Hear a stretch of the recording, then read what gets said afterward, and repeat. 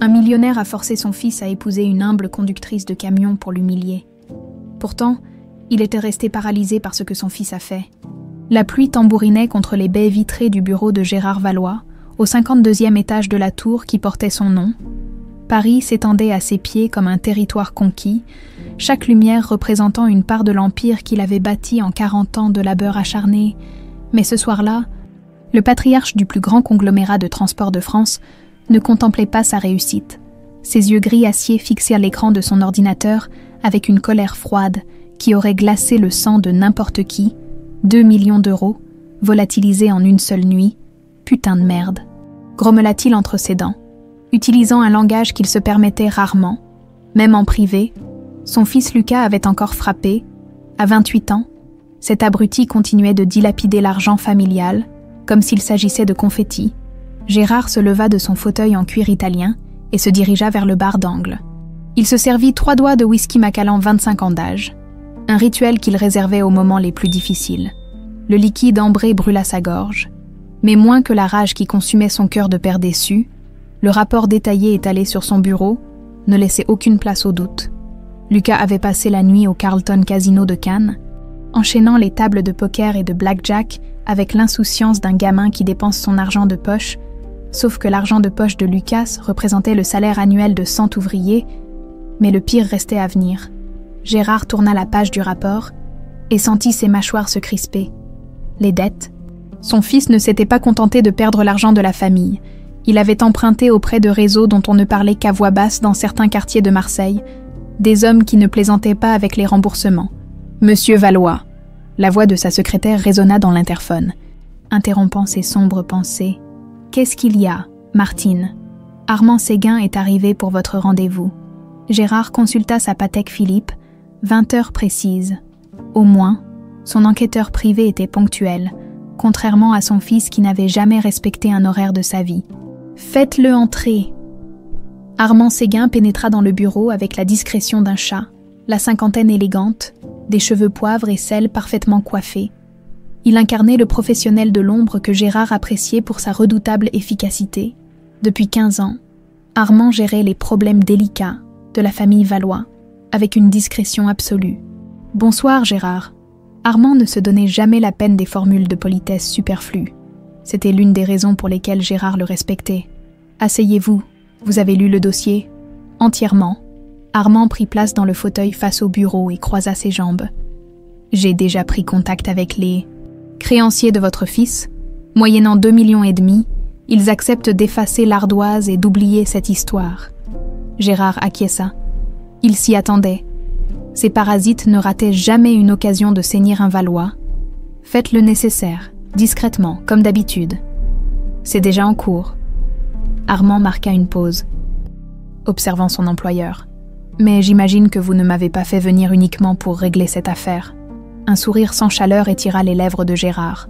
Armand le connaissait décidément très bien. En effet, il est temps que Lucas apprenne ce que valent vraiment les choses dans la vie, et j'ai une idée précise de la façon dont nous allons procéder. Gérard se dirigea vers son coffre-fort dissimulé derrière un faux panneau. Il en sortit une épaisse liasse de documents et la posa sur son bureau. « Mon fils va se marier. » Armand haussa un sourcil, seule manifestation de surprise qu'il s'autorisait. « Je ne savais pas qu'il fréquentait quelqu'un de sérieux. Il ne fréquente personne de sérieux. C'est bien le problème. » Gérard revint s'asseoir, savourant déjà son plan. « Non, Armand. Lucas va épouser quelqu'un que je vais choisir pour lui, quelqu'un qui lui enseignera l'humilité. » Le silence s'installa dans le bureau. Seulement troublé par le tic-tac de l'horloge ancienne que Gérard avait héritée de son père, « Vous voulez dire quelqu'un de socialement inférieur, oui, quelqu'un qui représente tout ce que notre classe méprise, une femme du peuple, comme on dit. » Gérard vida son verre d'un trait. « Mais pas n'importe laquelle. Je veux qu'elle soit jeune, qu'elle ait besoin d'argent, et surtout, qu'elle accepte un mariage de convenance. » Armand réfléchit quelques instants, faisant tourner sa chevalière en or. « C'est audacieux, et vous pensez que Lucas acceptera. Il n'aura pas le choix. » La voix de Gérard se durcit. « Soit il épouse celle que je lui désigne, soit je le déshérite complètement. Plus un centime, plus d'appartements, plus de voitures, plus rien. Il découvrira ce que c'est que de se battre pour survivre. et la future épouse. Comment comptez-vous la convaincre? Avec ce qui convainc tout le monde. L'argent? Gérard ouvrit l'un des dossiers. Trouvez-moi une femme dans une situation désespérée, quelqu'un qui a vraiment besoin de liquidité, offrez-lui un contrat de mariage de 5 ans contre une somme substantielle. Armand nota mentalement les instructions. Son visage ne trahissait aucune émotion, mais quelque chose brillait dans ses yeux. Une lueur que Gérard ne remarqua pas. Quel genre de profil recherchez-vous exactement? Une ouvrière? Une employée? Peu importe. L'important, c'est qu'elle soit tout l'opposé de ce que Lucas a l'habitude de côtoyer, quelqu'un qui lui montrera ce que c'est que de vraiment travailler pour gagner sa vie. Gérard se leva et retourna contempler la ville à travers la fenêtre. Les lumières de Paris scintillaient comme des diamants sur du velours noir. Il faut que ce mariage soit un électrochoc, Armand.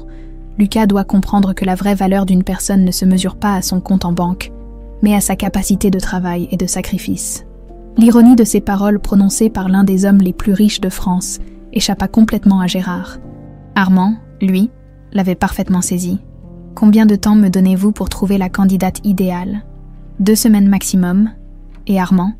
Gérard se retourna, fixant son enquêteur avec intensité. « Cette fois, je veux un dossier complet, mais pas trop approfondi, juste l'essentiel.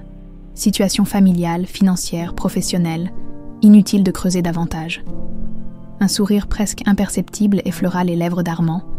Bien sûr, juste l'essentiel. Après le départ de son enquêteur, Gérard resta seul dans son bureau. Il repensa à sa propre jeunesse, quand il trimait 18 heures par jour pour construire son empire. Son père, un simple chauffeur routier, lui avait inculqué les valeurs du travail et de l'effort, des valeurs que Lucas n'avait jamais connues. « Tu vas apprendre, mon fils », murmura-t-il en contemplant la photo de Lucas sur son bureau. « Tu vas apprendre ce que signifie vraiment mériter quelque chose. » Ce que Gérard ignorait, c'est qu'à 300 km de là, sur une aire d'autoroute près de Lyon, une jeune femme nommée Adeline Delcourt terminait sa journée de travail en pensant au traitement médical que son frère ne pourrait jamais s'offrir, et qu'Armand Séguin connaissait déjà parfaitement son nom.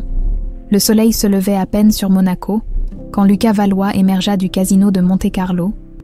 Les yeux injectés de sang et la chemise froissée, il avait passé une nouvelle nuit blanche à flamber l'argent familial, cette fois seulement 50 000 €. Une broutille, selon ses critères, il monta dans sa Ferrari rouge garée en double file devant l'établissement, ignorant le regard réprobateur du voiturier. À quoi bon se soucier d'un PV quand papa payait tout? Le moteur ronronna sous ses pieds nus.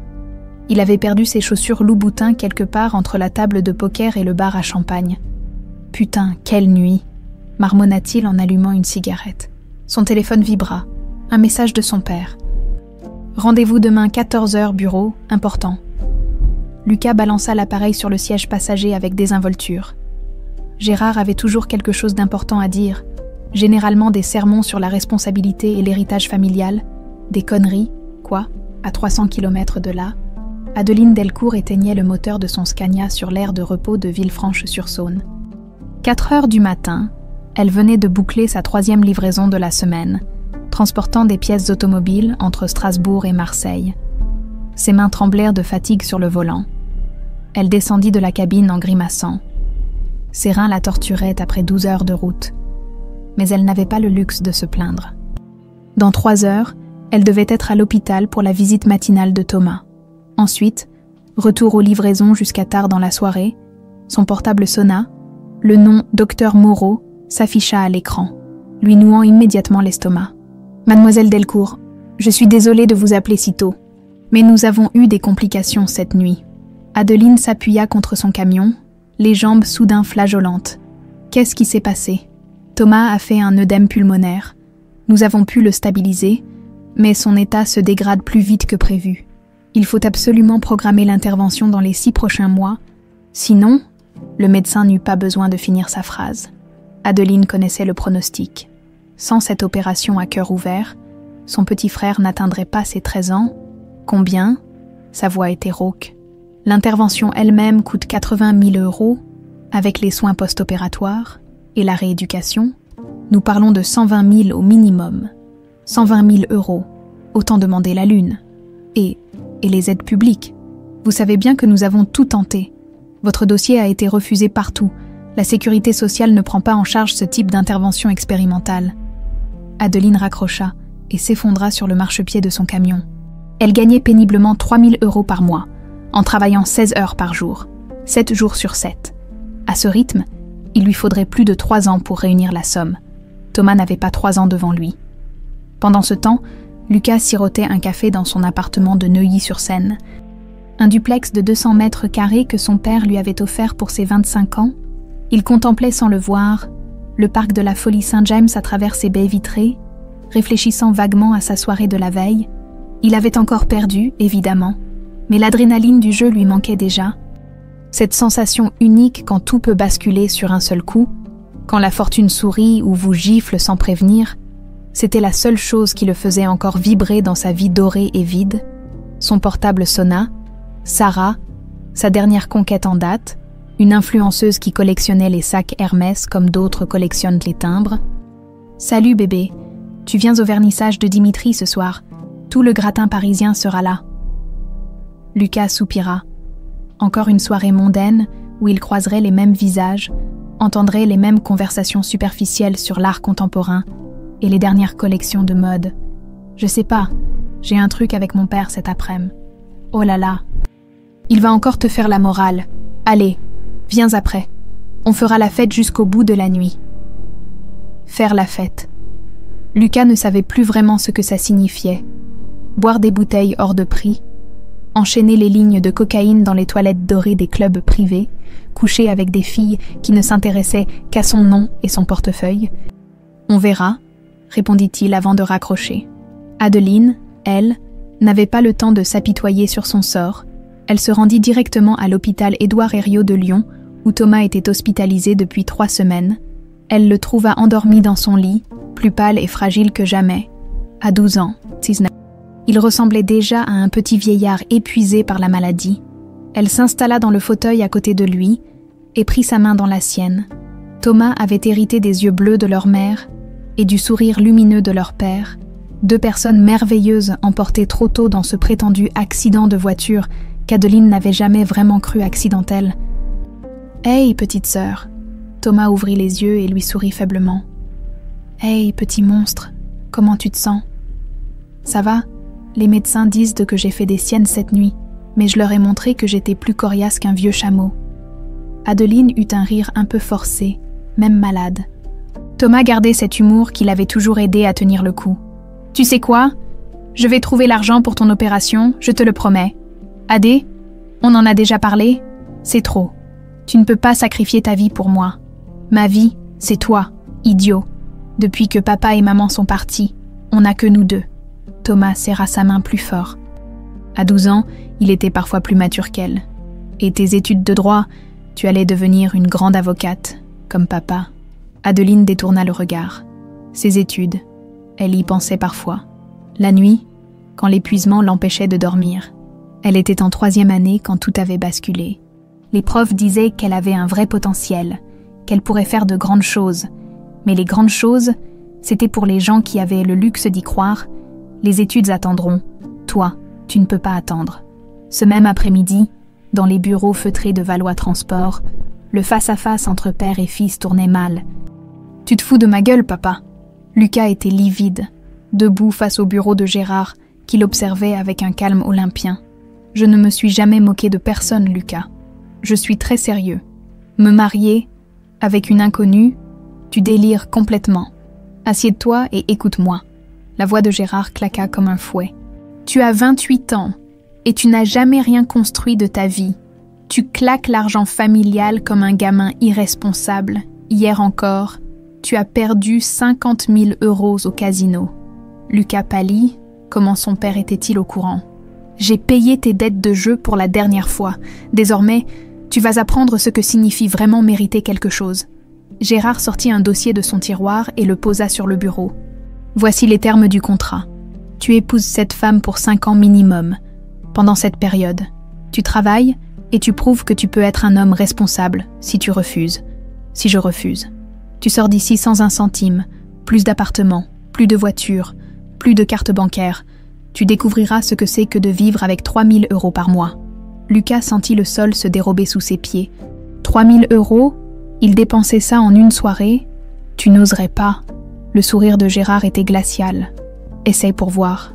À l'autre bout de la France, Adeline recevait un appel qui allait changer sa vie. Armand Séguin se présenta comme un intermédiaire financier avec une proposition inhabituelle mais très lucrative. Un mariage de convenance avec un héritier parisien, 50 millions d'euros pour 5 ans de mariage, 50 millions, de quoi sauver Thomas et refaire sa vie. Quand elle raccrocha, Adeline fixait le mur de sa petite chambre d'hôtel miteuse. Elle venait de vendre son âme au diable. Mais parfois, sauver un ange valait ce prix. La mairie du 16e arrondissement n'avait jamais accueilli un mariage aussi glacial, sous les dorures et les stucs de la salle des mariages. 2 étrangers s'apprêtaient à sceller leur destin dans l'indifférence la plus totale. Adeline ajusta une dernière fois sa robe bleu marine. La seule tenue correcte qu'elle possédait, elle l'avait achetée d'occasion pour l'enterrement de ses parents et ne pensait jamais la remettre pour son propre mariage. L'ironie de la situation ne lui échappait pas. Elle portait une robe de deuil pour célébrer sa mise en cage dorée.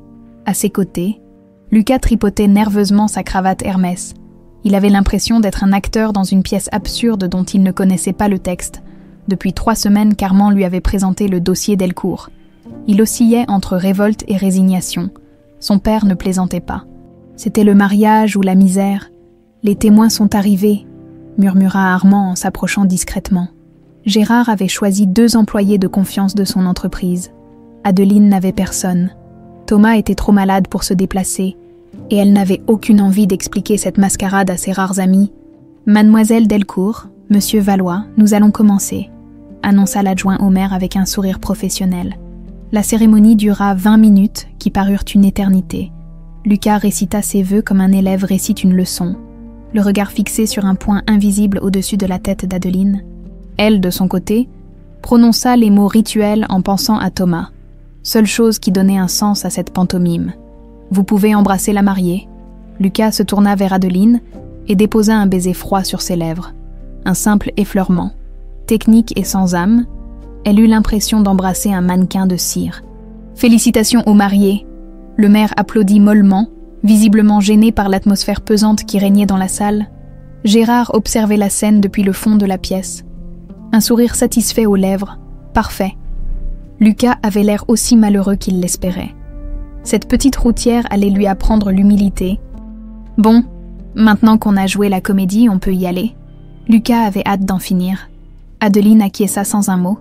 Elle avait signé pour 5 ans de ce mépris à peine dissimulé, autant s'y habituer tout de suite.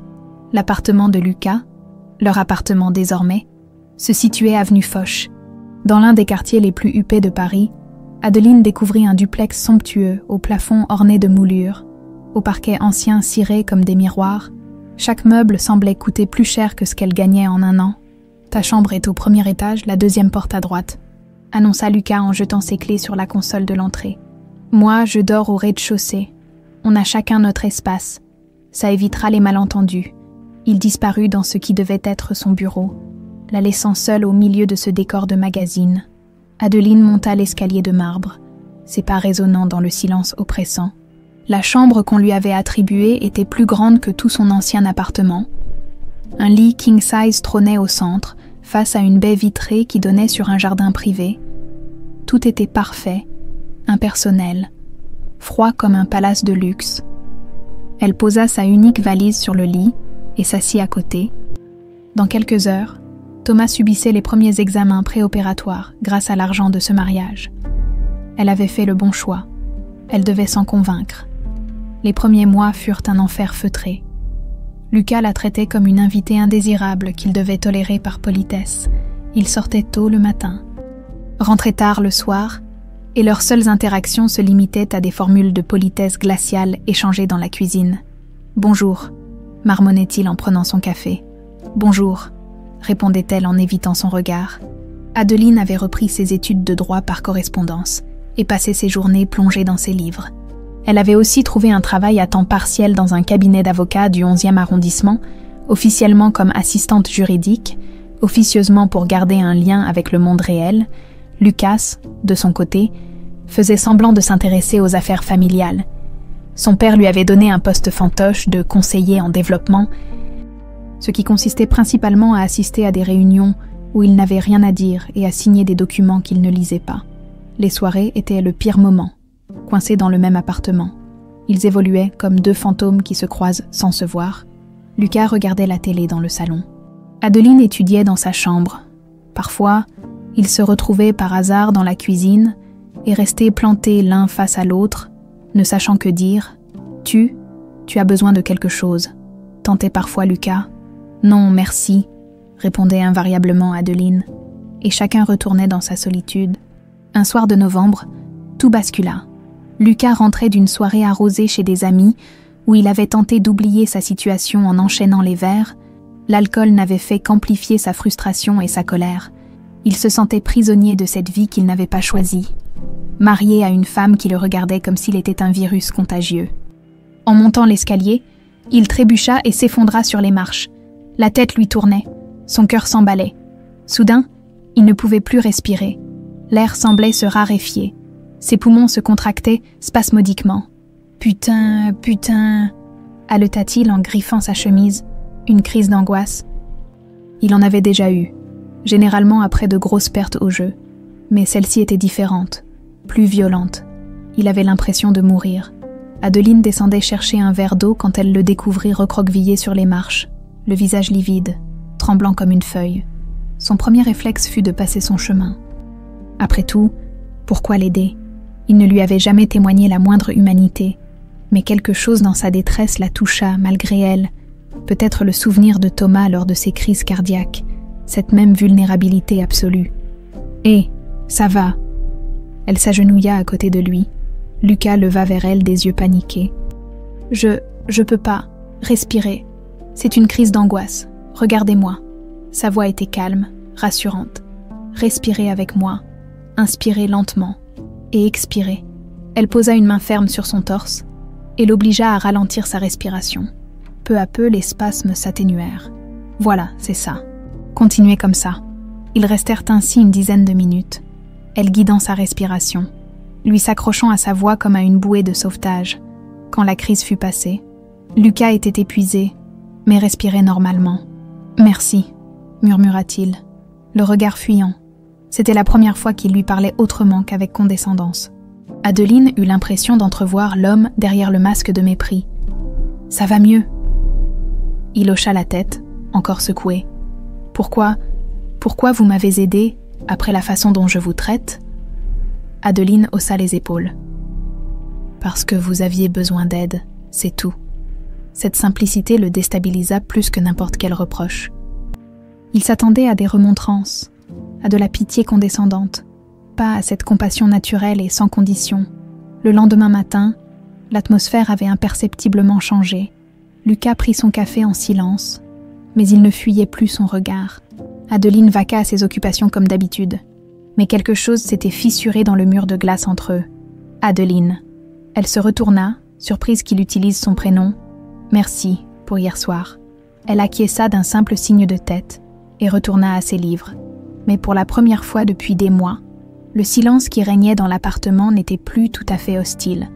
Dans son bureau, Lucas fixait ses dossiers sans les voir. Cette femme qu'il méprisait depuis des mois venait de lui montrer plus de gentillesse que tous ses amis réunis. Sans rien attendre en retour, sans jugement, elle l'avait aidé quand il était au plus bas. Peut-être que son père n'avait pas complètement tort. Peut-être qu'il y avait des leçons à apprendre de cette union forcée, mais pas celle que Gérard imaginait.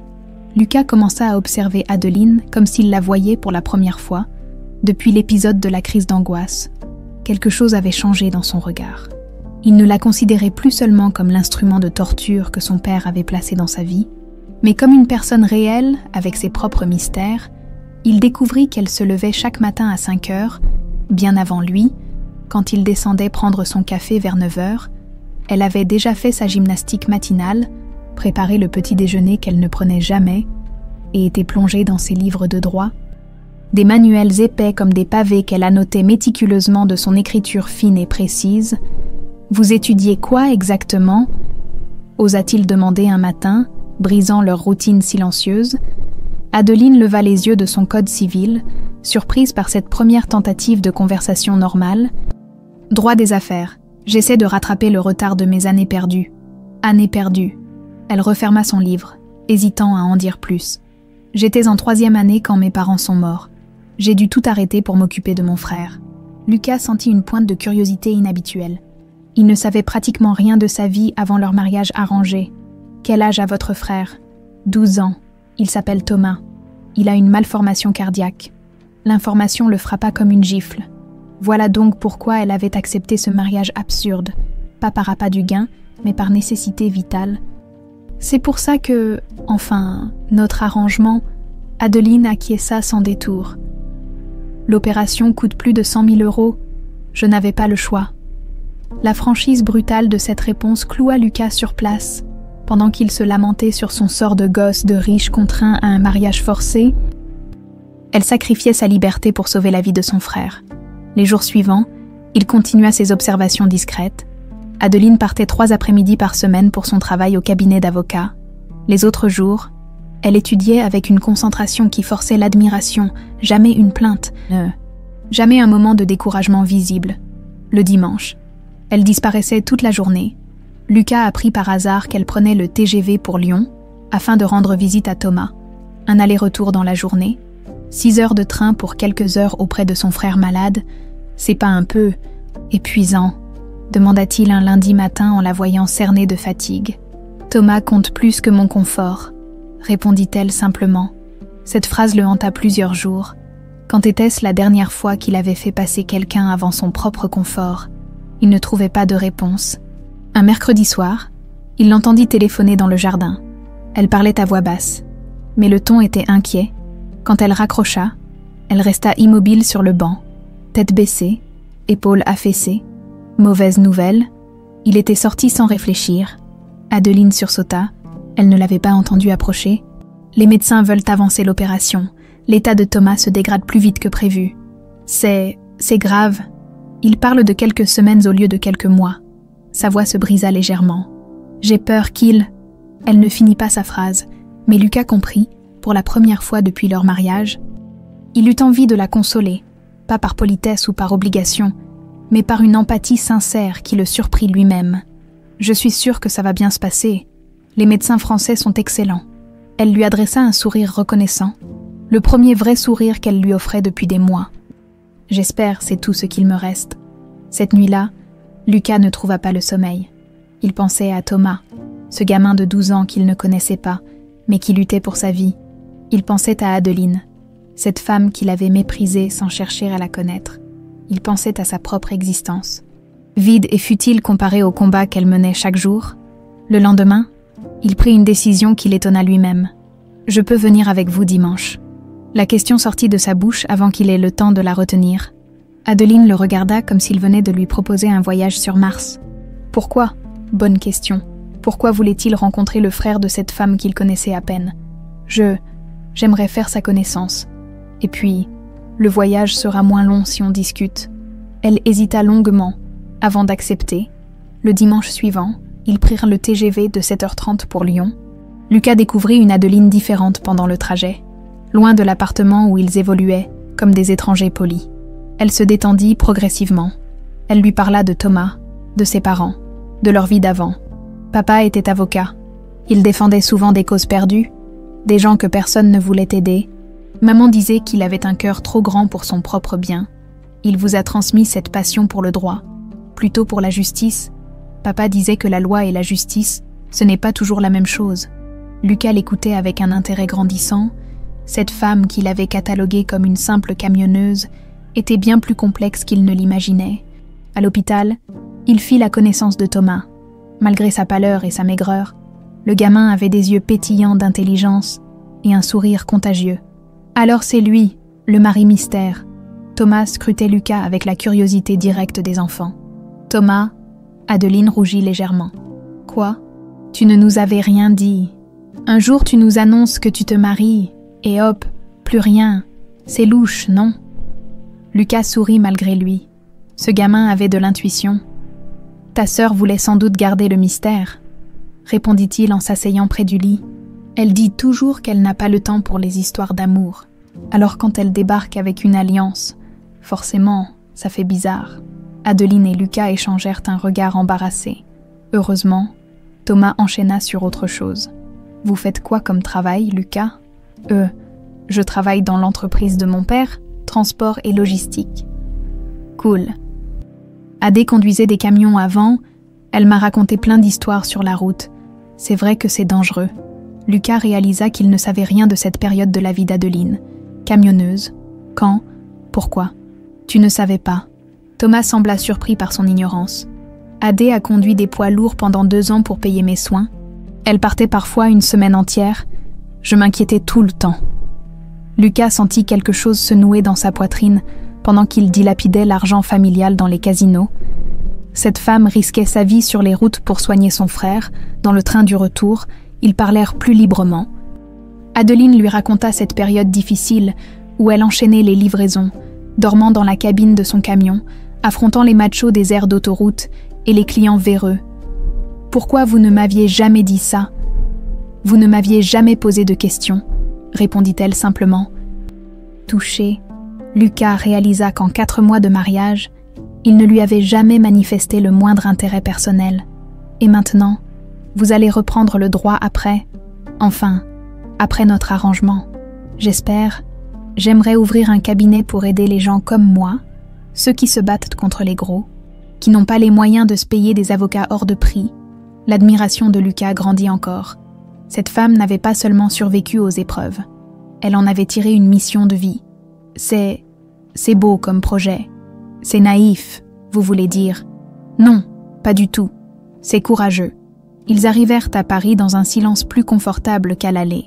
En descendant du train, Lucas prit spontanément la valise d'Adeline. « Je peux porter mes affaires », protesta-t-elle. « Je sais, mais j'ai envie de le faire. » En taxi vers Neuilly, une idée germa dans l'esprit de Lucas. Une idée folle qui lui ressemblait si peu qu'il se demanda si elle venait vraiment de lui. « Adeline, si je vous proposais de m'accompagner dans mes futurs projets professionnels, enfin, si j'en avais ?» Elle lui lança un regard interrogateur. « Qu'est-ce que vous voulez dire ? Je ne sais pas encore, mais après avoir rencontré Thomas, après vous avoir écouté, j'ai l'impression que ma vie manque de sens. Peut-être que vous pourriez m'aider à en trouver un. » Pour la première fois depuis leur mariage, Adeline lui sourit avec chaleur. Peut-être bien. Les semaines qui suivirent marquèrent le début d'une transformation que personne n'aurait pu prédire, pas même Lucas lui-même. Tout commença par une question apparemment anodine, qu'il posa à Adeline un matin de décembre. « Comment on fait pour obtenir un permis poids lourd ?» Adeline faillit s'étrangler avec son café. « Pardon ? Le permis C, pour conduire des camions. Comment on fait ?» Elle le dévisagea comme s'il venait de lui annoncer qu'il voulait devenir cosmonaute. « Pourquoi cette question ?» Lucas haussa les épaules, soudain gêné par sa propre audace. « Je me disais que, enfin, si je veux vraiment comprendre le métier du transport, autant commencer par la base, non ? Vous voulez dire que vous voulez vraiment apprendre à conduire un camion ? Vous, Lucas Valois. » Le ton n'était pas moqueur, juste incrédule. Lucas acquiesça, surpris par sa propre détermination. « Ouais, enfin, si vous pensez que c'est une idée stupide. » « Non, pas stupide, juste inattendue. » Adeline l'observa attentivement, cherchant une trace d'ironie ou de défi adolescent dans ses yeux. Elle n'y trouva qu'une curiosité sincère mêlée à une vulnérabilité touchante. « L'auto-école Mercier près de Rungis, ils forment les professionnels. Mais attention, c'est pas une partie de plaisir, faut vraiment être motivé. Je le suis. » Et il l'était. Pour la première fois de sa vie, Lucas s'investit totalement dans un projet. Il s'inscrivit à l'auto-école le jour même et découvrit un monde qu'il n'imaginait pas. Loin des salons feutrés de l'entreprise paternelle, il côtoyait des hommes et des femmes qui gagnaient leur vie à la sueur de leur front. Les premiers cours furent un désastre. Habitué aux boîtes automatiques de ses voitures de sport, Lucas peinait avec l'embrayage du mastodonte de 40 tonnes. Il cala, grinça les vitesses, massacra les freinages. Ses mains, habituées aux cartes et aux jetons, se couvrirent d'ampoules à force de manipuler le volant récalcitrant. « Putain, mais comment tu fais ?» grogna-t-il un soir, en montrant ses paumes abîmées à Adeline. « On s'habitue », répondit-elle simplement. « Les premières semaines, j'avais les mains en sang, mais on s'endurcit. » Lucas la regarda avec un respect nouveau. Il commençait à mesurer l'ampleur des sacrifices qu'elle avait consentis, parallèlement à sa formation de chauffeur. Il découvrait les arcanes de la logistique. Adeline avait monté une petite entreprise de transport avec les premiers versements de leur contrat de mariage. 3 camions d'occasion, 2 chauffeurs, et une détermination à toute épreuve pour offrir un service irréprochable. Le secret, c'est la relation client, expliquait-elle en lui montrant ses tableaux de bord. Les gros groupes voient les expéditeurs comme des numéros, nous, on les traite comme des partenaires. Lucas découvrait une approche du business aux antipodes de celle de son père. Là où Gérard privilégiait la rentabilité maximale et l'écrasement de la concurrence, Adeline prônait l'équité et la collaboration. « Vous ne risquez pas de vous faire bouffer par les gros », s'inquiéta-t-il un jour en étudiant leurs marges, ridiculement faibles comparées aux standards valois. « Peut-être, mais au moins, je peux me regarder dans la glace le matin. » Cette phrase frappa Lucas comme une révélation. Quand était-ce la dernière fois qu'il s'était senti fier de quelque chose qu'il avait accompli? Les progrès furent lents mais constants. Au bout de 2 mois, Lucas réussit enfin ses premiers créneaux sans aide. La fierté qu'il ressentit en réussissant une manœuvre parfaite dans la cour de l'auto-école dépassait largement celle qu'il avait éprouvée en gagnant ses plus grosses mains de poker. « Pas mal pour un fils à papa », le taquina gentiment Michel, son formateur, un ancien routier au cœur d'or qu'il avait pris sous son aile. « Merci Michel, ça veut dire que j'ai mes chances pour l'examen. Si tu continues comme ça, c'est dans la poche, mon gars. » Lucas savourait ces moments d'encouragement simples et sincères. Rien à voir avec les félicitations hypocrites qu'il recevait dans les soirées mondaines pour des exploits qu'il n'avait jamais accomplis. À la maison, l'atmosphère changeait graduellement. Les silences gênés laissaient place à des conversations de plus en plus naturelles. Adeline partageait ses connaissances du métier. Lucas apportait ses compétences en gestion qu'il redécouvrait sous un jour nouveau. « Vous savez que vous avez un vrai don pour les chiffres », remarqua Adeline un soir en examinant les optimisations qu'il avait proposées pour leur tournée. « Vraiment ? Ces calculs de rentabilité kilométrique, ça m'aurait pris des heures. Vous avez trouvé ça en 20 minutes ?» Lucas sentit une chaleur inhabituelle l'envahir. Un compliment mérité valait toutes les flatteries du monde. Les choses basculèrent définitivement un dimanche de février. Adeline devait effectuer une livraison urgente en Alsace, mais son chauffeur habituel était tombé malade. Lucas, qui venait d'obtenir son permis, proposa spontanément de l'accompagner. « Vous êtes sûr ? C'est 12 heures de route, et le temps s'annonce pourri. » Justement, autant baptiser le feu directement. Le voyage fut éprouvant. Neige, verglas, embouteillage. Ils essuyèrent tous les aléas de la route. Mais quelque chose de magique opéra dans la cabine du camion, loin des dorures de leur appartement parisien. Ils découvraient leur vraie personnalité. Lucas raconta son enfance dorée mais solitaire, ses parents plus préoccupés de business que d'éducation, sa dérive dans les casinos pour combler un vide existentiel. Adeline évoqua ses parents aimants, leur mort brutale, ses années d'errance avant de trouver sa voie dans le combat pour Thomas. « J'ai gâché ma vie pendant 28 ans, confessa Lucas en négociant un virage délicat sur l'autoroute enneigée. « Vous ne l'avez pas gâché, vous ne saviez simplement pas quoi en faire. Et maintenant, je sais. » Adeline lui lança un regard en biais, un demi-sourire aux lèvres. « Je crois que vous commencez à entrevoir les possibilités. » Ils s'arrêtèrent pour la nuit dans un relais routier près de Metz, loin du luxe habituel de Lucas. Mais l'endroit avait une authenticité chaleureuse qui lui plut immédiatement. Attablés devant une choucroute généreuse, ils continuèrent leur confidence. « Pourquoi vous avez accepté ce mariage ?» demanda Lucas. « Je veux dire, vraiment, il devait y avoir d'autres solutions pour Thomas. » Adeline touilla son café, pesant ses mots. « Il n'y en avait plus, j'avais tout tenté, emprunt, aide sociale, crowdfunding. Thomas n'avait plus que quelques mois, alors quand Armand m'a proposé cette solution, vous avez sauté sur l'occasion. J'aurais vendu mon âme au diable pour sauver mon frère. Et vous l'avez fait, en quelque sorte. » Ils se regardèrent longuement. Une complicité nouvelle naissait entre eux, faite de respect mutuel et de compréhension profonde. « Je ne me considère plus comme le diable, » murmura Lucas. « Moi non plus, » répondit Adeline. Cette nuit-là, chacun dans sa chambre spartiate du relais, ils réfléchirent à l'évolution de leur relation, sans s'en rendre compte. Ils étaient en train de tomber amoureux, pas du coup de foudre romantique des films, mais d'un amour lent et profond, bâti sur l'estime et l'admiration mutuelle.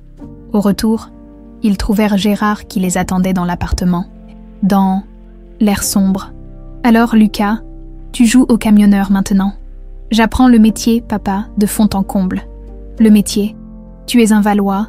Ta place est dans les conseils d'administration, pas sur les aires d'autoroute. Peut-être que ma place est exactement là où je me sens utile. Gérard observait son fils avec un mélange de colère et d'incompréhension. Ce n'était pas le Lucas brisé et humilié qu'il espérait, c'était un homme nouveau, sûr de lui et de ses choix. « Cette femme t'a monté la tête ?» gronda-t-il, en lançant un regard noir à Adeline. « Cette femme m'a ouvert les yeux », rétorqua Lucas fermement. Après le départ de Gérard, Lucas et Adeline se retrouvèrent seuls dans le salon. L'affrontement avec son père avait cristallisé quelque chose en Lucas. « Adeline, je voudrais qu'on soit vraiment associés, dans l'entreprise. Mais aussi, il ne finit pas sa phrase, mais elle comprit. Aussi dans la vie, pour de vrai cette fois. Elle s'approcha de lui et pour la première fois depuis leur mariage, l'embrassa avec tendresse. « Moi aussi je le veux », murmura-t-elle contre ses lèvres.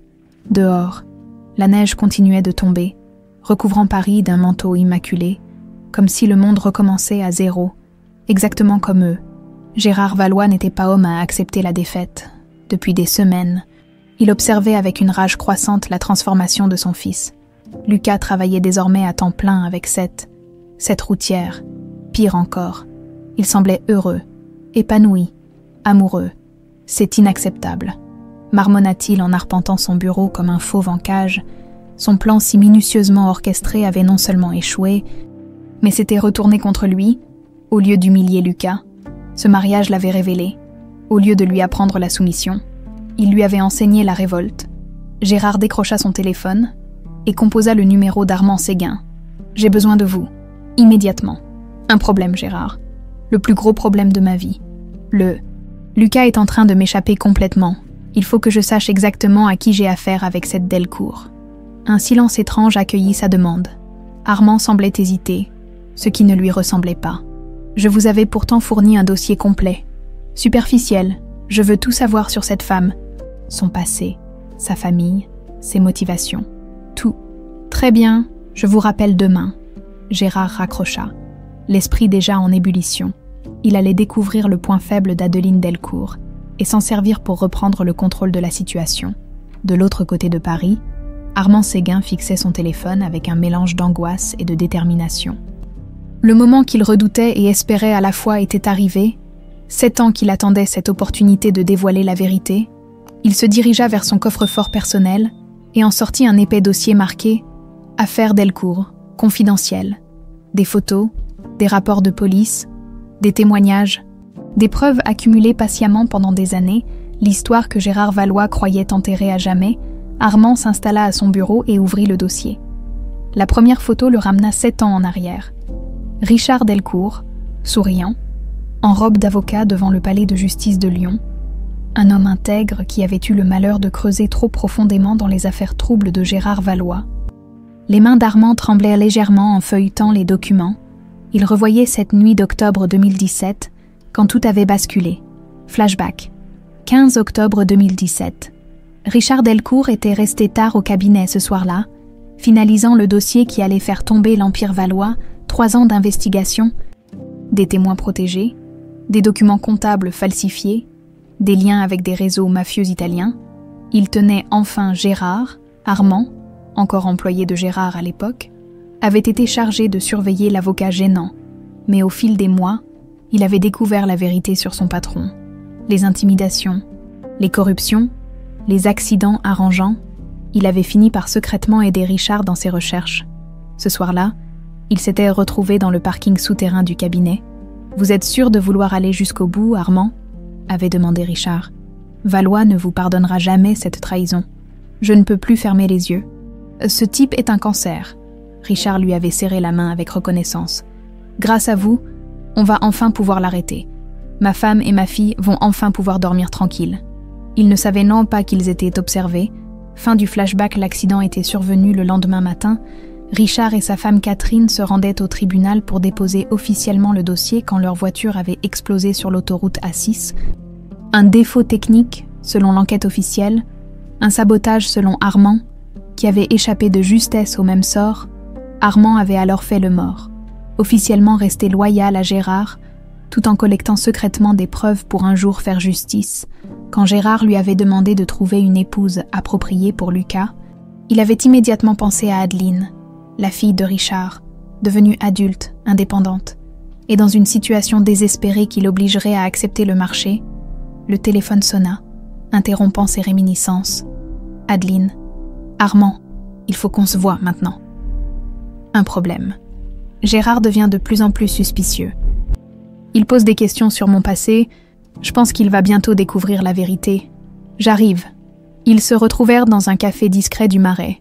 Adeline avait l'air tendue, épuisée par des mois de double jeu. « J'en peux plus, Armand. Je suis en train de tomber amoureuse de Lucas. Et je lui mens depuis le début. C'était prévu dans le plan. Vous devez rester concentré sur l'objectif. L'objectif. Vous voulez dire détruire la vie d'un homme innocent pour venger mon père. » Armand la fixa intensément. Lucas n'est pas innocent. Il profite de l'argent sale de son père depuis des années. Il ne savait pas. Il découvre seulement maintenant qui est vraiment Gérard. Et alors? Ça excuse 28 ans de parasitisme. Adeline secoua la tête, frustrée. Vous ne comprenez pas, Lucas a changé. Il devient quelqu'un de bien. Si je lui révèle qui je suis vraiment, ça va le détruire. Votre père aussi était quelqu'un de bien. Ça ne l'a pas empêché de finir carbonisé sur l'autoroute. Le rappel brutal de la mort de ses parents fit tressaillir Adeline. Armand joua sur sa culpabilité. Richard et Catherine sont morts pour que justice soit faite. Vous allez renoncer maintenant. Non, mais il doit y avoir un autre moyen. Un moyen qui n'implique pas de briser Lucas. Il n'y en a pas. Gérard est trop puissant, trop protégé. La seule façon de l'atteindre, c'est de l'intérieur. Pendant ce temps, dans son bureau de la Tour Valois, Gérard épluchait les premiers résultats de ses nouvelles recherches sur Adeline, son enquêteur habituel, remplaçant Armand pour cette mission délicate, avait fait du bon travail. « Intéressant », murmura-t-il, en découvrant le nom de jeune fille de la mère d'Adeline. Catherine Moreau, ce nom lui disait quelque chose.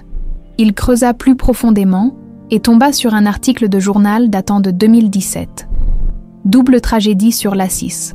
Un avocat lyonnais et sa femme périssent dans l'explosion de leur véhicule. Le sang de Gérard ne fit qu'un tour. Delcourt. Richard Delcourt. L'avocat qui avait failli le faire tomber 7 ans plus tôt, cette garce était la fille de son ennemi juré. Putain de merde. Explosa-t-il en balançant son verre de whisky contre le mur. Tout s'éclairait soudain. Ce mariage n'était pas un hasard. Cette femme s'était introduite dans sa famille avec un but précis. Le détruire. Et Armand. Armand était dans le coup depuis le début. Gérard attrapa son téléphone et composa le numéro de son chef de la sécurité. « Henri, j'ai besoin d'une surveillance discrète sur Armand Séguin et Adeline Valois. 24 heures sur 24. Des instructions particulières. Monsieur, surtout, ne les perdez pas de vue et prévenez-moi au moindre contact entre eux. » Gérard raccrocha et se dirigea vers la fenêtre. Paris s'étendait à ses pieds, mais pour la première fois de sa vie, il se sentait vulnérable. Ses ennemis n'étaient plus à l'extérieur de sa forteresse. Ils étaient dans sa famille. Dans son lit, dans son cœur même, le lendemain matin, il convoqua Lucas dans son bureau. « J'ai des choses importantes à te dire sur ta femme. »« Quoi encore, papa ? Tu vas me sortir qu'elle a un passé de prostituée. Pire que ça, mon fils, beaucoup pire. » Gérard ouvrit le dossier qu'il avait constitué et en sortit les photos de Richard et Catherine Delcourt. « Tu reconnais ces gens. » Lucas examina les clichés, perplexe. « Non, qui sait ? Les parents de ta femme, Richard Delcourt, avocat, Catherine Delcourt, née Moreau, institutrice, mort dans un accident de voiture en 2017. Et alors, Adeline m'a déjà parlé de ses parents.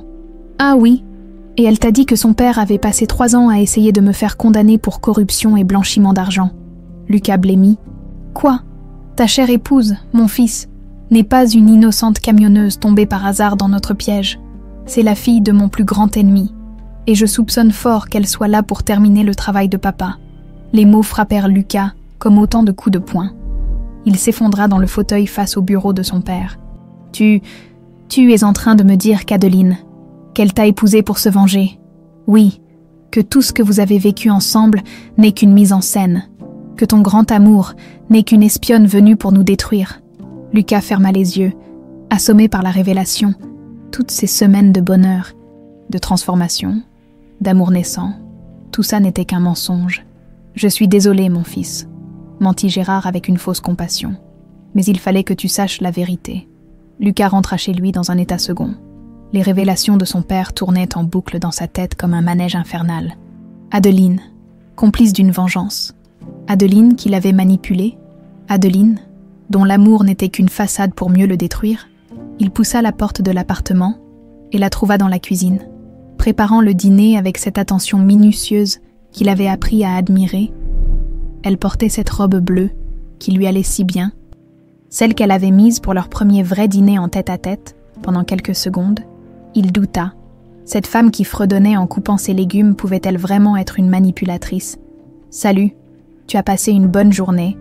Adeline se retourna avec ce sourire qui, quelques heures plus tôt, lui réchauffait encore le cœur. « Excellente !» répondit-il d'une voix blanche.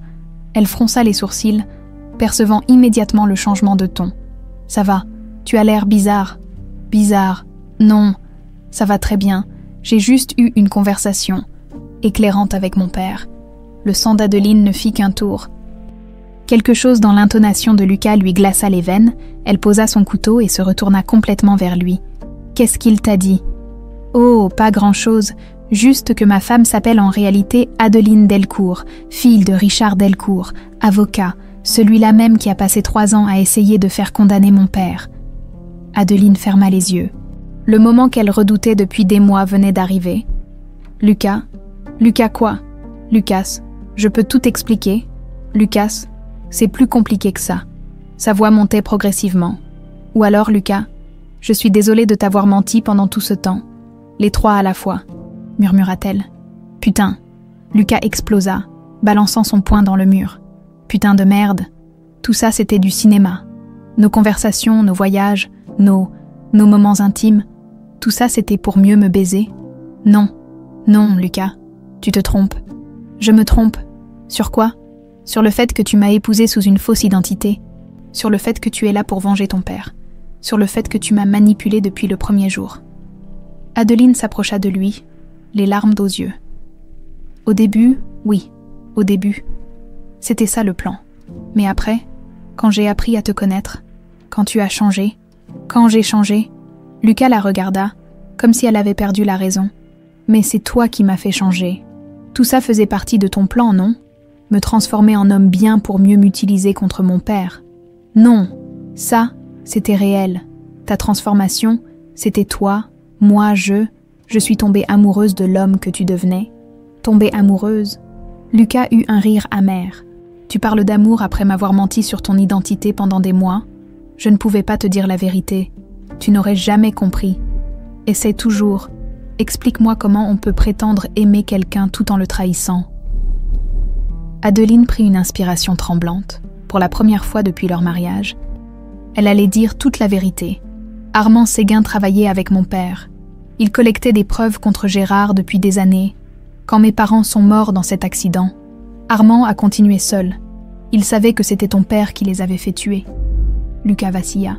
Son père, un assassin, ça dépassait tout ce qu'il pouvait imaginer. Quand Armand a appris que Gérard cherchait une femme pour te faire épouser, il a vu l'opportunité parfaite. Me glisser dans votre famille pour réunir des preuves de l'intérieur. Et tu as accepté, pour l'argent. Pour Thomas, uniquement pour Thomas. Mon frère était en train de mourir, Lucas. Je n'avais plus le choix. Et la vengeance, ça ne te motivait pas aussi. Adeline baissa les yeux. Si, au début, si. J'en voulais à Gérard d'avoir détruit ma famille. J'avais envie qu'il paye. Au début seulement. Tout a changé quand je t'ai connu vraiment. Quand j'ai vu que tu n'étais pas ton père, que tu pouvais devenir quelqu'un de bien que tu pouvais manipuler plus facilement. Non, quelqu'un de bien que j'ai fini par aimer sincèrement. Lucas, regarde-moi. Elle prit son visage entre ses mains, l'obligeant à la regarder. Ce qui s'est passé entre nous ces derniers mois, c'était réel. Mes sentiments pour toi sont réels. Je t'aime, Lucas, vraiment. Il se dégagea brutalement. Tu m'aimes vraiment.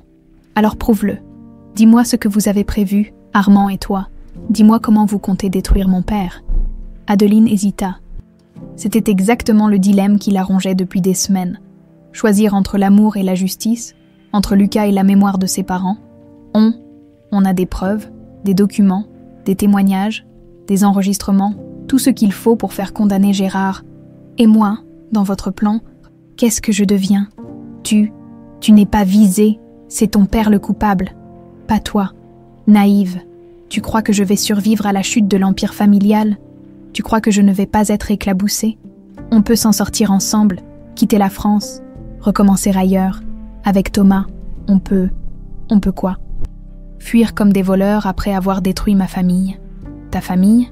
Ton père est un assassin, Lucas. Il a tué mes parents. C'est toi qui le dis. Tu as des preuves ou juste des soupçons. Adeline se dirigea vers sa chambre et revint avec une clé USB qu'elle lui tendit. Tout est là-dedans. Écoute les enregistrements, lis les rapports, et après, dis-moi si ton père mérite d'être protégé. Lucas prit la clé USB comme s'il s'agissait d'un serpent venimeux. Et si je refuse, si je choisis de protéger mon père malgré tout? Le silence qui suivit fut lourd de tous les non-dits. Adeline comprit que sa réponse déterminerait l'avenir de leur relation. « Alors tu ne seras plus l'homme dont je suis tombée amoureuse », finit-elle par murmurer. « Et toi, si je dénonce ton plan à mon père, si je lui dis tout, alors Armand et moi, on sera probablement morts avant la fin de la semaine, comme mes parents. » Lucas sentit quelque chose se briser en lui. Même dans cette situation impossible, Adeline trouvait le moyen de le manipuler émotionnellement. Parfait, parfait. Donc soit je trahis mon père, soit je cause ta mort. Quel choix merveilleux tu m'offres. Je t'offre le choix d'être du bon côté de l'histoire, Lucas, du côté de la justice. La justice ou la vengeance? Adeline ne répondit pas immédiatement. C'était peut-être la question la plus importante qu'on lui ait jamais posée. Les deux sont parfois indissociables, admit-elle finalement. Lucas se dirigea vers la porte. Où tu vas? Réfléchir, loin de toi, loin de tes mensonges et de tes manipulations. Lucas. Attends, on peut en parler, trouver une solution. Il se retourna et Adeline fut choquée par la douleur qu'elle lut dans ses yeux. Tu sais ce qui me fait le plus mal? C'est pas que tu m'aies menti, c'est pas même que tu m'aies utilisé, c'est que pour la première fois de ma vie, j'avais trouvé quelqu'un qui me donnait envie d'être meilleur. Quelqu'un pour qui j'avais envie de changer vraiment, et cette personne n'existait pas. Elle jouait un rôle. Mais si j'existe, la femme qui t'aime existe, non, cette femme-là n'aurait jamais pu me mentir si longtemps. Cette femme-là m'aurait fait confiance. Il sortit en claquant la porte, laissant Adeline seule avec ses remords et ses larmes. Cette nuit-là, Lucas erra dans Paris jusqu'à l'aube. Il évita soigneusement les casinos, bien que la tentation fût forte. Au lieu de ça, il marcha, encore et encore, essayant de démêler les chevaux de sentiments qui l'étouffaient. Était-il en colère? Oui, trahi, absolument. Mais il y avait autre chose. Une partie de lui comprenait les motivations d'Adeline. Si on avait tué ses parents, n'aurait-il pas agi de la même façon? Et puis il y avait cette clé USB qui brûlait dans sa poche, les preuves contre son père. Avait-il le courage de les regarder? Et surtout, avait-il le courage d'affronter ce qu'il risquait d'y découvrir? Quand il rentra au petit matin, l'appartement était vide. Adeline était partie, laissant juste un mot sur la table de la cuisine. « Je t'aime, Lucas. Vraiment. Quoi que tu décides, n'oublie jamais l'homme formidable que tu es devenu. » « Adeline !» Lucas froissa le papier et le jeta. Puis il le ramassa, le défroissa et le glissa dans sa poche à côté de la clé USB. Il avait une décision à prendre, la plus importante de sa vie. Lucas passa 3 jours dans un état de léthargie absolue, 3 jours à tourner en rond dans l'appartement vide. La clé USB posée sur la table basse comme un objet maudit qu'il n'osait pas toucher, 3 jours à ressasser cette conversation qui avait détruit son monde en quelques minutes. Le 4e jour, n'y tenant plus, il inséra la clé dans son ordinateur portable. Le dossier contenait des dizaines de fichiers. Enregistrements audio, documents scannés, photos, témoignages. Lucas ouvrit le premier fichier audio d'une main tremblante. La voix de son père emplit la pièce, froide et métallique. Le problème Delcourt doit être réglé définitivement. Cet avocat de merde a déjà trop fouiné dans nos affaires. Une autre voix, que Lucas ne reconnaissait pas. Vous voulez dire... Je veux dire qu'il faut que ça ressemble à un accident. Quelque chose de propre. Sans trace. Sa femme aussi, s'il le faut. Lucas sentit son estomac se retourner. Il arrêta l'enregistrement, se précipita aux toilettes et vomit tout ce qu'il avait dans l'estomac. Son père, Son propre père parlait d'assassiner des innocents comme on planifie un voyage d'affaires. Il revint s'asseoir devant l'ordinateur, les mains tremblantes. Il fallait qu'il entende tout, qu'il comprenne l'ampleur de l'horreur. Les heures qui suivirent furent un calvaire. Enregistrement après enregistrement. Document après document, Lucas découvrait la vraie nature de l'Empire valois, blanchiment d'argent, corruption de fonctionnaires, intimidation, et pour couronner le tout, 2 meurtres déguisés en accident, vers minuit. Il referma l'ordinateur et resta prostré dans le canapé. Toute sa vie avait été bâtie sur le sang et la corruption. Chaque euro qu'il avait dépensé dans les casinos provenait de ses crimes. Il était complice sans le savoir, mais complice quand même. Le téléphone sonna. « Gérard, Lucas, tu es où? Ça fait 4 jours que tu ne donnes plus de nouvelles. » « Je réfléchis, papa, à tout ce que tu m'as dit sur Adeline. » « Et alors? » « Tu as pris une décision. » Lucas ferma les yeux. Comment son père pouvait-il paraître si normal, si paternel, alors qu'il était un assassin? Pas encore. J'ai besoin de temps. Le temps, on n'en a plus, mon fils. Cette femme et ses complices représentent une menace pour nous. Il faut agir. Agir comment? Un silence inquiétant s'installa. Laisse-moi m'occuper de ça, toi. Contente-toi de ne plus la voir. Papa, qu'est-ce que tu comptes faire? Ce qu'il faut, comme toujours.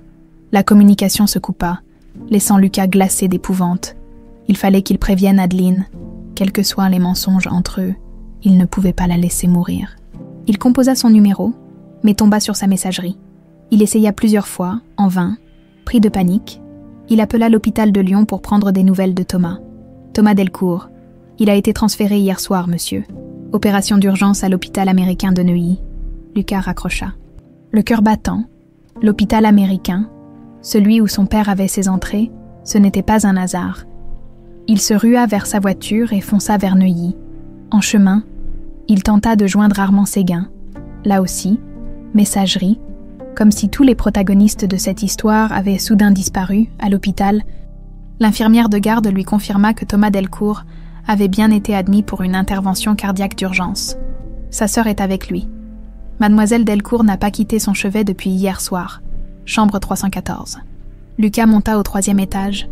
L'esprit en ébullition, il trouva Adeline endormie dans un fauteuil près du lit de Thomas. Elle était pâle, épuisée, et avait visiblement pleuré. Dans le lit, un gamin fragile dormait, relié à une multitude de machines. « Adeline » murmura-t-il, en la secouant doucement. Elle ouvrit les yeux, surprise de le voir. « Lucas, qu'est-ce que tu fais là? Il faut qu'on parle maintenant. » Elle jeta un coup d'œil à Thomas.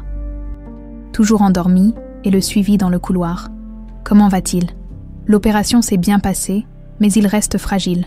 Les prochaines 48 heures sont cruciales. » Lucas acquiesça, puis la regarda droit dans les yeux. « J'ai écouté les enregistrements.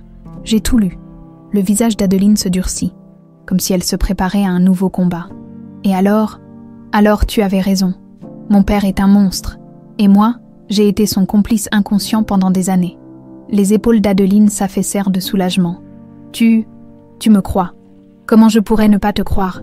J'ai entendu sa voix. »« Adeline, j'ai entendu mon père ordonner la mort de tes parents comme on commande une pizza. » Il s'appuya contre le mur, épuisé par le poids de cette révélation. « Mais il y a plus urgent. Mon père sait que tu es la fille de Richard Delcourt. Il m'a appelé ce soir, et j'ai eu l'impression qu'il préparait quelque chose contre toi. Armand m'a prévenu. On a rendez-vous demain matin pour finaliser le dossier de dénonciation. Où ça? Dans son bureau, rue de Rivoli. » Lucas secoua la tête. « Non, c'est trop risqué. Mon père a sûrement fait surveiller Armand. Il faut qu'on trouve un autre endroit. Oui, je veux vous aider. » Adeline le dévisagea. Incrédule. « Pourquoi? Après tout ce qui s'est passé entre nous. Parce que c'est la bonne chose à faire. Parce que mes parents ont peut-être fait de moi un égoïste, mais pas un lâche. Et parce que... » Il marqua une pause, cherchant ses mots. « Parce que même si tu m'as menti, même si j'ai mal, je n'ai jamais cessé de t'aimer. » Les larmes montèrent aux yeux d'Adeline. « Lucas, on réglera nos problèmes personnels plus tard. Là, il faut d'abord faire tomber mon père. » Ils passèrent le reste de la nuit à organiser leur plan. Lucas appela un ami avocat en qui il avait confiance. Me Dubois, spécialisé dans les affaires de corruption.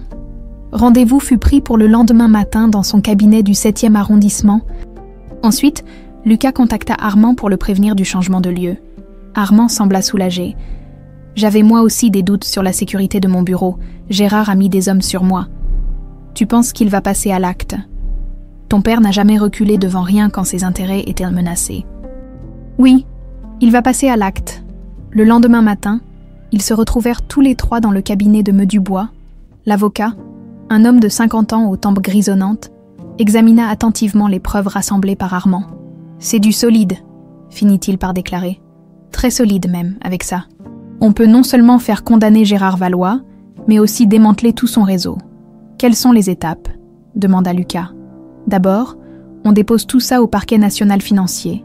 Ensuite, on prend contact avec l'association Transparency International France pour médiatiser l'affaire. Et enfin, il regarda Lucas avec gravité.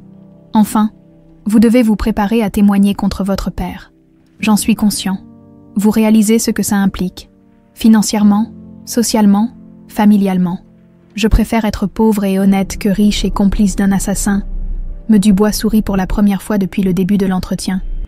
Dans ce cas, on peut procéder. Je préviens le PNF cet après-midi. Il sortira du cabinet avec un sentiment de soulagement mêlé d'appréhension. C'était fait. Le processus était lancé et il n'y avait plus de retour en arrière possible. On retourne à l'hôpital, proposa Adeline. Bonne idée, je voudrais faire la connaissance de Thomas. Officiellement, cette fois, dans la voiture, Adeline posa la question qui lui brûlait les lèvres depuis la veille. Et nous, qu'est-ce qu'on devient? Lucas garda le silence quelques instants, se concentrant sur la circulation. Je ne sais pas. J'ai encore du mal avec tout ce qui s'est passé. Le mensonge, la manipulation, ça fait mal. Je sais, et je m'en veux terriblement. Mais je comprends tes raisons. À ta place, j'aurais peut-être fait pareil. Il lui lança un regard en biais. Il va falloir qu'on réapprenne à se faire confiance, qu'on reparte de zéro, mais sur de vraies bases cette fois. Tu accepterais d'essayer?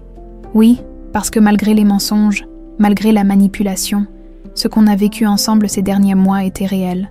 Mon amour pour toi est réel. Adeline sentit une bouffée d'espoir l'envahir. Moi aussi, je t'aime, vraiment. Et cette fois, je te promets qu'il n'y aura plus jamais de mensonges entre nous. Plus jamais. Plus jamais. Lucas tendit la main vers elle. Adeline la prit et l'entrelaça avec la sienne. « Alors on va s'en sortir », murmura-t-il. Il ne savait pas encore que Gérard avait découvert leur plan, ni qu'il était déjà en train de préparer sa contre-attaque. Le parquet national financier entra en action avec une efficacité redoutable. En moins de 48 heures, les preuves rassemblées par Armand avaient été analysées, recoupées, vérifiées. Le procureur Martineau, magistrat incorruptible qui traquait la délinquance financière depuis 20 ans, salivait déjà à l'idée de coffrer enfin Gérard Valois. « Messieurs, dames », déclara-t-il lors d'une réunion de crise dans ses bureaux austères de la rue des Italiens, « nous tenons peut-être l'affaire du siècle. Non seulement Valois a blanchi des centaines de millions d'euros, mais en plus il a commandité 2 assassinats. » Lucas était présent, pâle mais déterminé. Voir son père transformé en gibier de potence lui retournait l'estomac. Mais il ne fléchirait pas. « Monsieur Valois », s'adressa le procureur à Lucas, « vous mesurez l'importance de votre témoignage. Sans vous, nous n'avons que des enregistrements qui peuvent être contestés. Avec votre connaissance interne de l'entreprise, je témoignerai, » coupa Lucas. « Mon père doit payer pour ce qu'il a fait. Parfait. L'arrestation aura lieu demain matin. Nous voulons le prendre par surprise, au moment où il se sentira le plus en sécurité, c'est-à-dire pendant la réunion du conseil d'administration de Valois Transport, devant ses associés. L'humiliation sera à la hauteur de ses crimes. Le lendemain matin, Gérard Valois présidait effectivement le conseil d'administration mensuel de son empire. Autour de la table de marbre noir, les 12 membres les plus influents du transport français écoutaient religieusement ses prévisions de croissance pour l'année à venir. Les bénéfices du 4e trimestre dépassent nos espérances, annonçait-il avec satisfaction.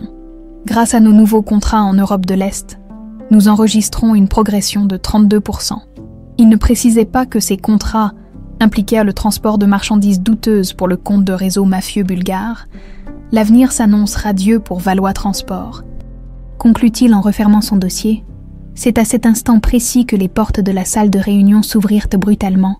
Le commandant Rousseau de l'Office central de lutte contre la corruption et les infractions financières pénétra dans la pièce, suivi de 6 policiers en civil. Gérard Valois, vous êtes en état d'arrestation pour blanchiment d'argent, corruption de fonctionnaires et complicité d'assassinat. Le silence qui s'abattit sur l'Assemblée fut assourdissant. Plusieurs membres du Conseil devinrent livides. D'autres, plus malins, calculèrent déjà leur stratégie de défense. Gérard, lui, ne broncha pas. Il se leva lentement, boutonna sa veste avec une élégance glaciale. « Commandant, j'espère que vous avez des preuves solides pour justifier ce spectacle. »« Oh, nous avons tout ce qu'il faut, monsieur Valois. Enregistrements, documents comptables, témoignages, y compris celui de votre fils. » Pour la première fois. Le masque de Gérard se fissura, ses yeux se durcirent, et une rage froide déforma ses traits. « Mon fils, Lucas Valois nous a remis l'intégralité de vos archives personnelles et accepte de témoigner contre vous. » Gérard encaissa le coup sans flancher, mais ceux qui le connaissaient bien purent percevoir l'onde de choc qui le traversa. « Je vois, où est-il ? En lieu sûr, avec sa femme. »« Sa femme !» répéta Gérard avec un sourire amer. Bien sûr, les menottes claquèrent autour de ses poignets. Gérard Valois, l'homme le plus puissant du transport français, quittait son empire comme un vulgaire criminel dans les locaux de la police judiciaire. Les interrogatoires commencèrent immédiatement, face aux preuves accablantes. Plusieurs complices de Gérard craquèrent et passèrent aux aveux. L'empire valois s'effondrait comme un château de cartes. Lucas et Adeline suivaient les événements depuis une chambre d'hôtel sécurisée où la police les avait installés. Les chaînes d'information tournaient en boucle, montrant les images de l'arrestation spectaculaire du roi du transport. « Ça y est », murmura Adeline. « C'est fini. »« Non », répondit Lucas en fixant l'écran. « Ça ne fait que commencer. » Il avait raison. Dans les heures qui suivirent, l'affaire Valois fit la une de tous les journaux. Les révélations se succédaient. Corruption de douaniers, lien avec la mafia italienne, assassinat commandité, l'opinion publique, stupéfaite, découvrait l'ampleur de la pieuvre criminelle. Le soir même, Gérard recevait la visite de son avocat dans sa cellule de la prison de la Santé, Maître Blanchard. Criminaliste réputé, ne cachait pas son pessimisme. « Gérard, la situation est catastrophique. Ils ont tout, absolument tout. Et Lucas, il maintient ses déclarations. Il témoignera contre vous au procès. » Gérard ferma les yeux. La trahison de son fils le blessait plus profondément que tous les chefs d'accusation réunis. « Comment en est-on arrivé là ?» murmura-t-il. « Vous voulez la vérité. Vous avez sous-estimé cette femme, et vous avez sous-estimé la capacité de votre fils à changer. J'ai voulu lui enseigner l'humilité, je lui ai appris la trahison, ou la justice, selon le point de vue. » Gérard ouvrit les yeux et fixa son avocat. « Quelles sont mes chances? Avec les preuves qu'ils ont, nulles. Vous finirez vos jours en prison, Gérard. » La nuit fut longue pour Gérard Valois, seul dans sa cellule. Il repensait au choix qui l'avait mené là, l'ambition dévorante, l'appât du gain, le mépris des faibles. Il avait construit un empire sur des cadavres, et cet empire s'effondrait en entraînant tout dans sa chute. Mais ce qui le rongeait le plus, c'était l'image de Lucas le dénonçant, son fils unique, son héritier, celui qu'il avait voulu façonner à son image. Au lieu de créer un successeur, il avait engendré son plus implacable ennemi. Le lendemain matin, il demanda à voir Lucas. L'entrevue eut lieu dans un parloir sinistre, séparé par une vitre épaisse, communiquant par téléphone. Lucas avait vieilli en quelques jours. Son visage portait les stigmates de la douleur et de la culpabilité. « Bonjour, papa.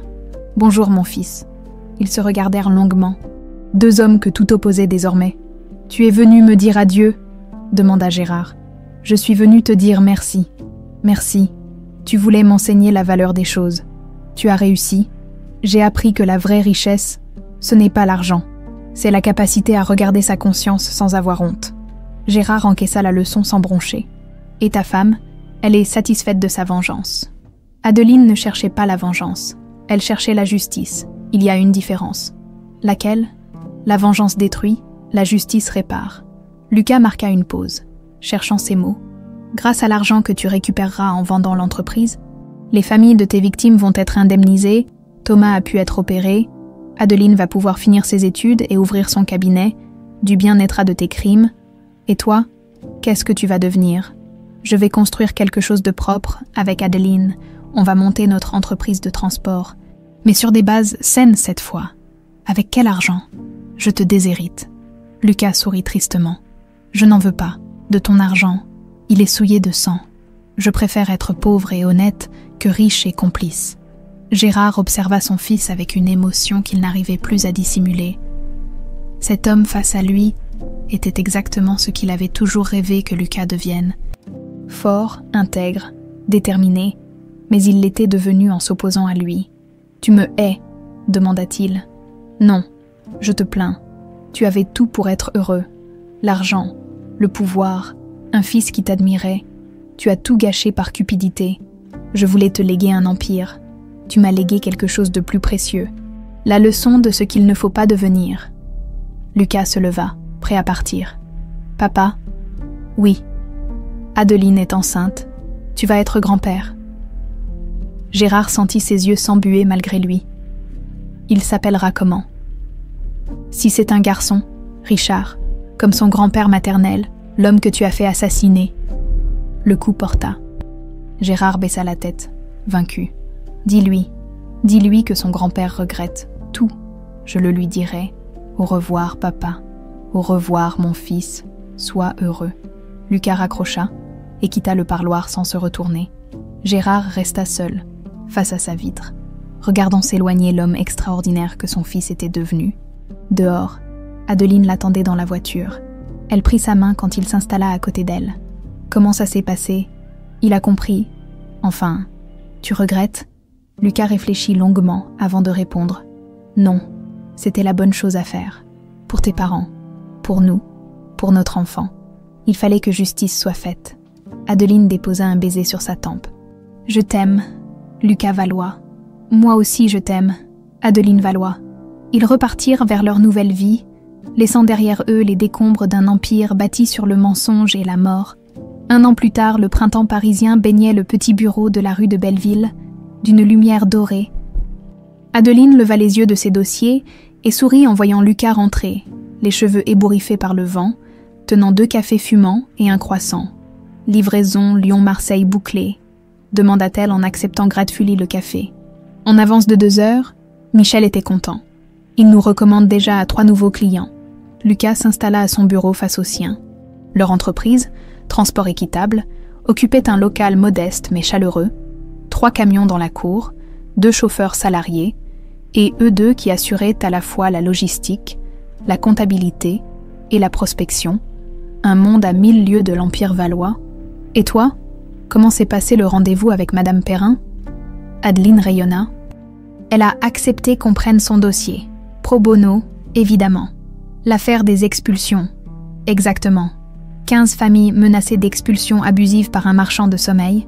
On va lui faire regretter d'avoir choisi les mauvaises cibles. Lucas l'observa avec cette admiration qui ne le quittait jamais.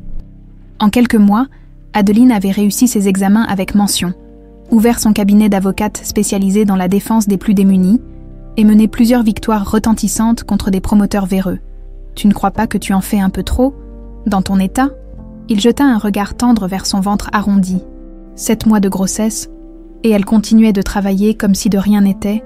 Arrête avec ça, je ne suis pas malade, je suis enceinte, et notre fils a besoin de savoir que ses parents se battent pour la justice.